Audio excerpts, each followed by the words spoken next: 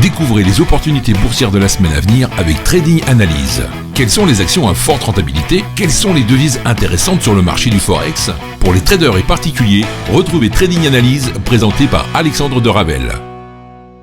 Bonjour à tous et bienvenue pour ce Trading Analyse du 26 août 2018.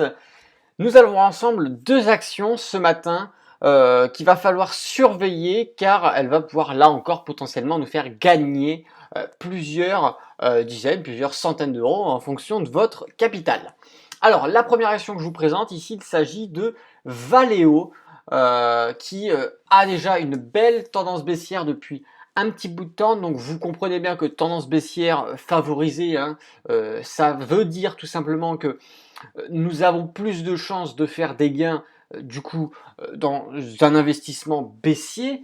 Dans ces cas-là, on va plutôt privilégier une prise de position à la vente à découvert, mais il y a un mais, c'est que nous avons une belle résistance, un beau support, excusez-moi, qui se trouve au niveau des 34 904, ici que je vous ai reproduit par cette fameuse ligne horizontale, sur lequel on a un risque de venir y rebondir. Et je vais vous expliquer pourquoi, parce que tout simplement qu'ici nous sommes avec le RSI en zone de survente depuis un certain temps, et qu'à l'approche de ce support, nous avons tout simplement un risque que cette zone de survente qui a duré un certain temps sur le RSI vienne craquer et vienne nous faire rebondir à la hausse. Alors, ça, ce sont des suppositions, puisqu'en réalité, on ne sait pas ce qui va se passer, donc c'est un scénario à prendre en compte, mais on peut aussi venir casser ce support pour continuer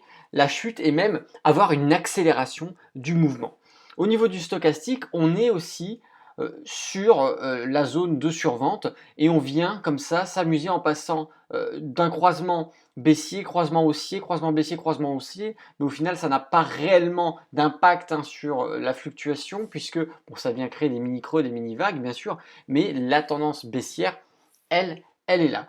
Ce qu'il faut savoir aussi, c'est j'émets quand même des réserves sur un rebond. C'est un scénario qu'il faut quand même prendre en compte, mais moi, je serais plus favorable à la continuité de la baisse avec la cassure de ce support. Pourquoi? Parce que quand vous regardez sur l'historique de cette valeur, durant toute la baisse qu'on a depuis un certain temps, plusieurs fois on est venu en zone de survente, que ça soit sur le stochastique, que ça soit sur le RSI, et jamais on est venu rebondir sur d'autres supports. Donc ce qui fait qu'à chaque fois on est venu casser les supports. Donc ici, pourquoi pas venir encore casser un nouveau support et continuer à la baisse.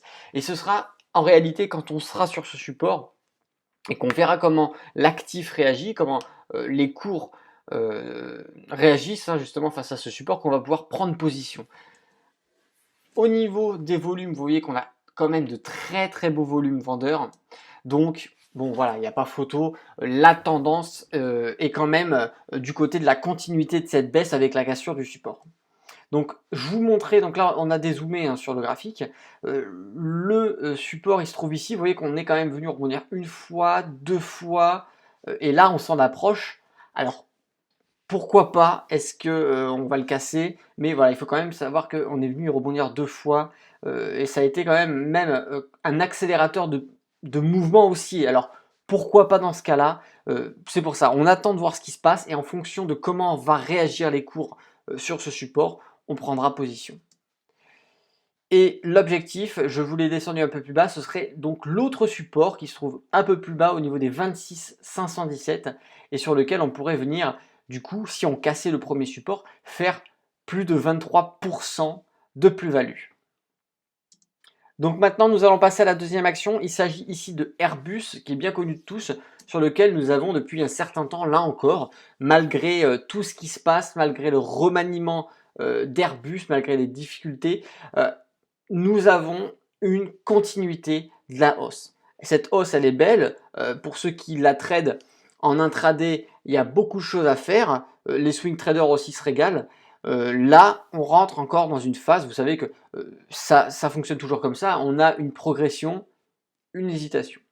Une progression, une hésitation. Certains appellent cette hésitation une consolidation, pourquoi pas, hein, une progression, une consolidation. Progression, qu'elle soit haussière ou baissière, les cours d'un actif évoluent comme ça. Soit on monte, on baisse, et à un moment, on se stabilise.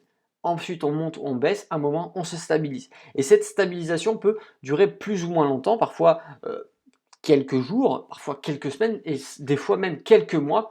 Et là, nous sommes, depuis... Alors attendez, hop, ça n'a rien à faire ici, voilà.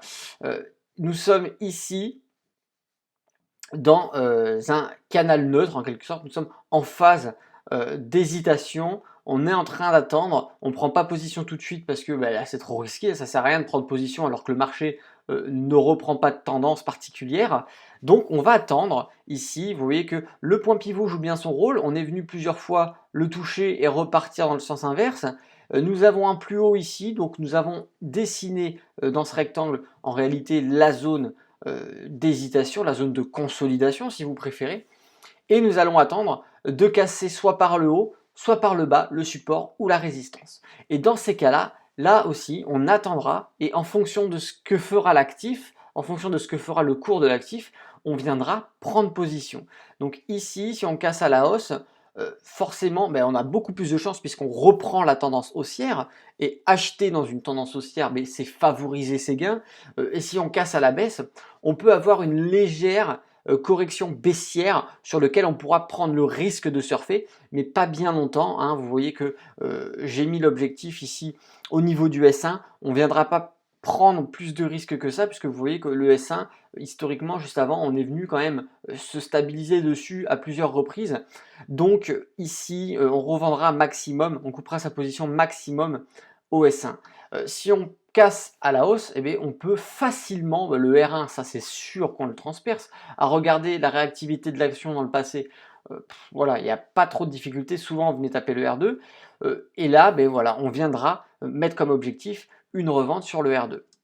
Donc ici, sur le R2, si jamais on prend une position à l'achat, on pourra espérer 10,15% de gain, de plus-value sur un achat, et sur une vente à découvert ici, on pourra viser les 8,62% de plus-value.